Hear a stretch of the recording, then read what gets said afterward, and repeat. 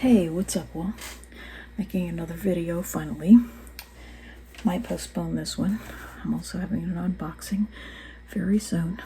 But what I want to talk about in this video is a number of things I've gotten in the mail.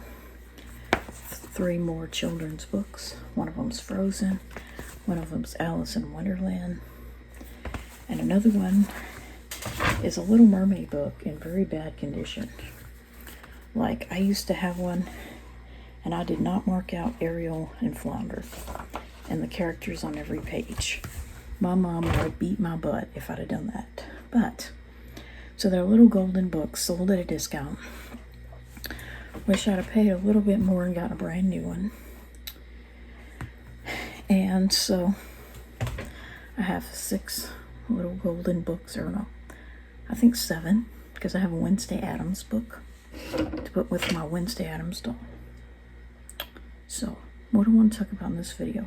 I want to title it, I Don't Want Their Merch, or I Don't Need Their Merch.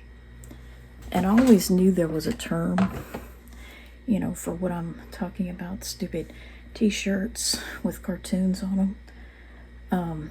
I don't want their stupid merch, you know, if it isn't something used that's at least 20 years old, and Walt Disney preferably, then I don't want it. Because if it doesn't meet that description, then it can't hardly pass for something I actually had as a child. Now can it? Like, if this were a brand new book with a black mermaid, you would know that I got it in my 40s. So I want to title it, I Don't Want Their Merch. So, you know, I guess that's what I should have been calling it all along. But I'm so glad to see this trend to wear t-shirts with cartoons on it slowly dying out, a slow and painful death. And, you know, it's just, yeah, I mean, it just sums up the way I feel, because it's like, you know, why the hell would my life be better, for example, if I had this character on a shirt, or this one, or one of these, and those are the more beautiful characters. The Rugrats are nothing. In fact, they're less than nothing. They're not even as pretty as Olaf. In fact, Tommy looks kind of like Olaf. And what I mean by less than nothing is, if I could watch nothing or watch them, I'd prefer to watch nothing. You know, I'd prefer to see that black screen of a TV that's turned off, which is what I prefer anyway. So they're less than nothing. So are the people behind them. And it's like, you know, they just literally make me sick. Like on May 2nd, they literally make me sick. Everything from, you know, the creators, the fans. I mean, I cannot listen to that Rugrats theme song without being totally annoyed and totally infuriated by the fact that Mark Mothersbaugh wrote it. But yet, even after confessing that he wears an adult diaper to get inspiration to think like a baby, when he's writing these songs, you know, people still bought into his franchise, or, you know, the whole Rugrats and, by extension, Nickelodeon franchise. Although their popularity did die down, I must admit. So, cannot enjoy that anymore. And, you know, because if I just felt the need to watch something animated, long before I would ever bid the CGI Rugrats the time of day, I would go back and, like I've said, I would watch the Sophia the First episodes that I refused to watch because they did not contain Cedric. And, you know, I'm just knocking myself out with more of these diagrams of the GI tracks, because that is about the only value that these shows can really have in my mind. You know, once you've seen that 6 in the group of 9s, or vice versa, it's like you can't unsee it. You can't go back to viewing something through an innocent lens once you've seen the nastiness in it. And believe you me, it is nastiness. I mean, 2 people could make out or be in bed together, and it wouldn't be as nasty to me as someone pooping in their pants. You know, especially girls and prepubescent children. Basically, I'd be less weirded out, you know, by someone with a man's voice like Cedric. I would be less weirded out by a man doing it than by a woman or child.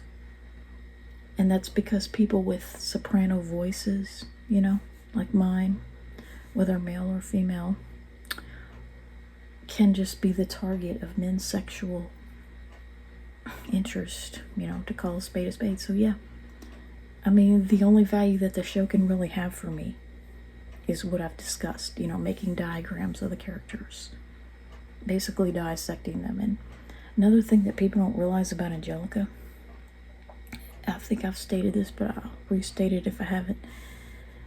I believe that she was a diapered character from day one. And, you know, the way that she wears her socks is very telling. I don't think I ever see anyone do this in real life. I never notice it if people are doing this. But pulling your socks over the bottom of your pants leg, you know, and the same thing with Cedric and Prince James, although they're just from a different time period. And, you know, I believe that he might be a wizard, you know, going to the bathroom in a magical way. Discussed by J.K. Rowling. But I believe that characters, you know, who pull their socks over the end of their pants leg, like Angelica, or her leggings, I believe that that was done. Same thing with the footy pajamas. There's a very specific reason why she did that. And it was so that if she did something in her pants and it ran down her legs, it would be like an extra barrier before it would hit the ground. And I feel like there were clues all throughout the series that she may have been pooping in her pants occasionally, like the No More Cookies episode when she got really big, her stomach got really big. Well, you don't get fat that quickly. And why was she also fat in the butt, but not the arms and legs? And then when she fell, she fainted, and her head was in that Cynthia house. Guess what? She was no longer fat, so where did it all go? And she suddenly changed into her pajamas, her footy pajamas, by the next scene, but we're never actually shown her changing clothes ever. She just goes she's just in different clothes from one scene to another, and they never tell us how she got there. So, I will never trust any fans of the show. Will never believe them. And I don't want any of their merchandise, because, I mean, what value could that bring to my life? To have a stupid, you know, like I've stated before, I mean, if I was going to invest in a cartoon, it would be one with an eye color. See those pretty blue eyes? And it would be something a lot more pleasing than the Rugrats or anything of that nature. I mean, because there are just some shows that I absolutely will not get into because they're either talking animals or they just have things like Bluey. I have no interest in that. And like anything where the people are just drawn so ridiculously weird, you know, that they don't make any sense whatsoever. I'm not going to get into that. Like, there's too much content from days gone by that I haven't seen yet or didn't really get into. Because, I mean, let's face it, I was never an actual kid watching Rugrats. I never got into any cartoons as a kid. Never. Was too attention deficit. So, without further ado, I'll go ahead and post this video along with some more diagrams that I've made.